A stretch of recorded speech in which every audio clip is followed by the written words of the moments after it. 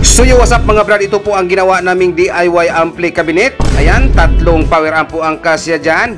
At pwede pa 4 na processor ang pwede ikakabit natin sa lagyanan ng mga processor. At ito po ay pinadala namin sa Manila. Yan po ay in-order ni Mr. Ricoy Timtim Matilos ng Manila. So sa iyo Mr. Ricoy Timtim Matilos, maraming salamat sir sa inyong pag-order po dito sa amin kahit malayo po tayo. Pero kami po ay magpasasalamat sa inyo ng dahil kahit malayo po tayo pero nandito ka pa rin sa MCB Cebu Box Maker naka-order ng DIY ampli cabinet. Ampli cabinet na pang power amp kasi malaki po to siya kaysa pang intake amp. So ayan, kung makikita ninyo, nasa 25 inches po or 26 inches po yung sa gilid. Kasi yung kabuuhang sukat nito ay nasa 28 inches. So ayan na po Mr. Customer ng Manila. MCB Cebu Box Maker. So yo, what's up mga brad? So ayan na po Mr. Customer, Garcia Hernandez ng Bohol. Ayan na po ang dalawang D12 mid-high full range mo, Mr. Customer ng Garcia Hernandez ng Bohol. So ayan, naka-plastic handle at naka-post terminal po sa likod. At ito si Mr. Customer ng Garcia Hernandez Bohol mga brad ay ang kanyang in-order dito sa amin ay dalawang mid-high full range at isang DIY ampli cabinet. Kaya na po Mr. Customer ng Garcia Hernandez ng Bohol, isang DIY ampli cabinet at dalawang D12 mid-high full range.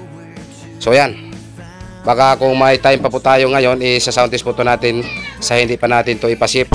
So yo, what's up mga brad, gusto nyo bang makinig sa sound test na itong ginawa naming box para po kay mini Bluetooth speaker?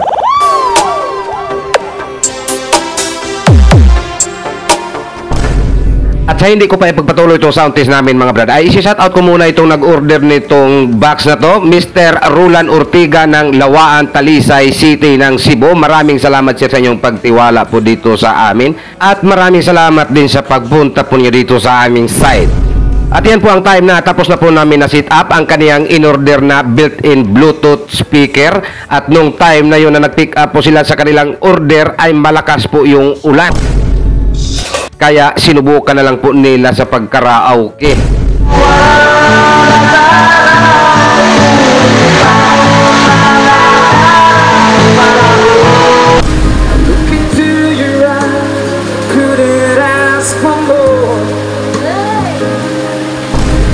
So yo, what's up mga brad, yan po ang mga item na ipinadala namin sa Garcia Hernandez ng Bohol. Dalawang D12 mid-high full range at isang DIY ampli cabinet. Itong DIY ampli cabinet na in-order ni Mr. Customer mga brad, kung makikita ninyo medyo maliit po ng kunti dahil ay pang intake amp lamang po ito mga brad.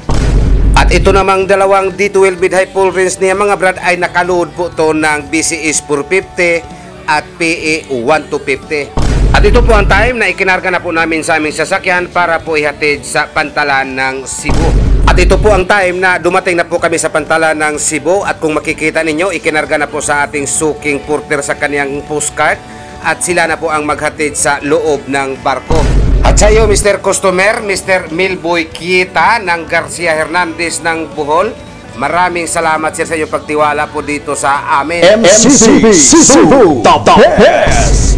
So yo, what's up mga brad, may isi-sit up na naman po tayo ngayon. Pero parang hindi na po ito ma-sound test ngayon mga brad dahil ay gabing-gabi na po. Baka bukas ay masa-sound test po ito natin. Sa hindi pa natin ito isip patungo ng Bohol, baka magka-sound test po tayo nito. Ayan, medyo gabing-gabi na po at kasi simula lang po. So ayan na po Mr. Customer ng Garcia Hernandez Bohol. So ayan na po ang speaker na pinagkausapan natin. Ayan, 2 piraso.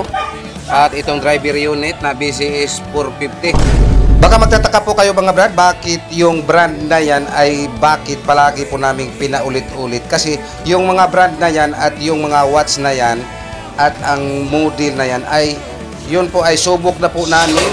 At sa ngayong panahon ng mga brad ay wala pa po kaming time sa pag-eksperimento sa ibang brand at sa ibang watch. So kaya yan lang po muna yung mga inirekomendar namin sa customer.